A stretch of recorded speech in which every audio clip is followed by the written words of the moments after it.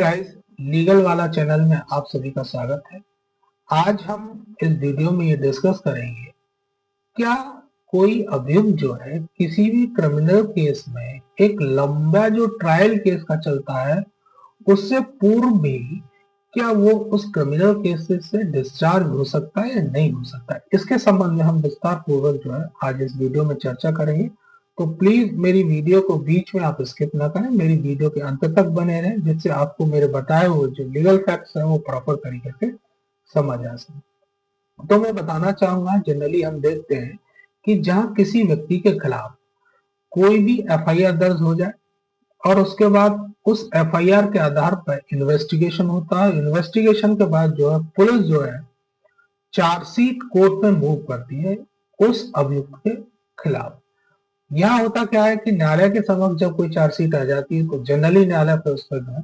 Charge frame करता है। Charge frame करने के बाद नेक्स्ट स्टेप होता है कि उस पर जो है गवाहियां शुरू हो जाती हैं। जितने भी गवाह होते हैं उस मुकदमे से संबंधित, कंप्लेनेंट या प्राइवेट विटनेस या डॉक्टर, जो भी हैं अन्य गवाह, वो सबको जो है court in front of court जो है उसे उन्हें एग्जामिन करना पड़ता है और उसके बाद फिर उसका जो है डिस्पोजल होता है। लास्ट में क्या हुआ कि वास्तव में जो है उसने ये ऑफेंस किया है नहीं किया। तो इस ट्रायल को चलने में एक लंबा पीरियड लगता है, हो सकता है 2, 4, 10, 20 बहुत सारे साल गुजर जाए। तो देखने का आता है कि जब एक्यूज इस तरह के ट्रायल को फेस करता है तो बहुत लंबे समय तक जो है वो न्यायालय आने के लिए बाध्य हो जाता है। लेकिन क्या हम इतना लंबा जो ट्रायल है, जबकि हमको पता है कि हमारे खिलाफ जो पुलिस ने मुकदमा बनाया है वो निहायत ही झूठा है और उस पर प्रॉपर कोई साक्षी नहीं है उसके खिलाफ, और सारे जो भी साक्ष्य उसने प्रोड्यूस किए हैं वो उनसे उनकी कोई रिलेवेंस ही नहीं है, या जो घटना का समय उसने दिखाया, जो स्थान का समय दिखाया, एक्यूज उस समय उस घटना के समय वहां मौजूद ही नहीं था, वो दूसरी जगह मौजूद था। जब आपके पास इतने सारे साक्ष्य मौजूद हैं कि आप घटना के समय वहां मौजूद ही नहीं थे और जहां की उसने घटना दिखाई है, या जो भी सर्कमटेंसेस उसने क्रिएट किए हैं, गवाह बनाए, झूठे गवाह बनाए, दर दर जो लपेटे लगाए हैं उसने मुकदमे में, वो आपके खिलाफ जो भी कुछ बनाया उसने, उस पर कोई प्रॉपर जो रिलीवेंस कोई एविडेंस नहीं है, डॉक्यूमेंट एविडेंस है, न ऑडियो है, न वीडियो। लेकिन उसके बावजूद भी उसने, पुलिस वाले ने, आईओ ने इन्वेस्टिगेशन करके उसके अगेंस्ट में जो है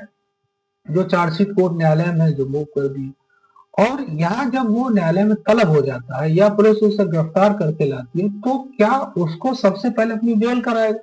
जनरली जो है जब कोई पुलिस वाला किसी भी अक्यूज को या तो गिरफ्तार करके लाते हैं या न्यायालय उसको सम्मन भेजता है कि आप न्यायालय में यहाँ हाजिर हो आके, तो जब अक्यूज उस मुकदमे से संबंधित न्यायालय में हाजिर होता है तो सबसे पहले वो किसी भी जो है अपने काउंसिल को नियुक्त करता है। नियुक्त करने के बाद सबसे पहले उस पर जो है अपनी बेल लगवाता है कि साहब मुझे इस मुकदमे में बेल दी गई है, और बेल जैसे ही उसे मिल जाएगी उसके तुरंत बाद जो है वो फिर उस पर ट्रायल शुरू, चार्ज फ्रेम होगा, चार्ज फ्रेम होने के बाद फिर ट्रायल चलेगा। तो उसे कई सालों तक उस मुकदमे में आता रहना पड़ेगा और उसको आर्थिक रूप से भी हानि हो, क्योंकि जब वो आएगा तो वकील साहब को फीस भी देगा, तो एक लंबे पीरियड तक वो वकील साहब को फीस देता रहेगा। लेकिन अभियुक्तों को जब नॉलेज ना हो इन चीजों के बारे में, लेकिन ये बेल कराने से पूर्व या किसी केस पर चार्ज फ्रेम होने से पूर्व भी वो अभियुक्त जो है उस झूठे मुकदमे से डिस्चार्ज हो सकता है। वो कैसे हो सकता है वो मैं बताना चाहूंगा। Section 227 of CrPC and section 250 of BNS, इनके थ्रू जो है आप एक application in front of court move करें कि साहब ये जो के मुकदमा है निहायती अनुमानित आधार पर ही मेरे खिलाफ लिखा गया है और इस पत्रावली पर कोई भी प्रॉपर साक्ष्य ऐसा नहीं है कि जिससे ये प्रूव हो कि ये जो ऑफेंस है वो मेरे द्वारा किया गया हो। तो न्यायालय की ये ड्यूटी बनती है कि जब जहां सेक्शन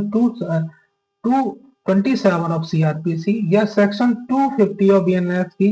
कोई भी एप्लीकेशन एक्यूज के द्वारा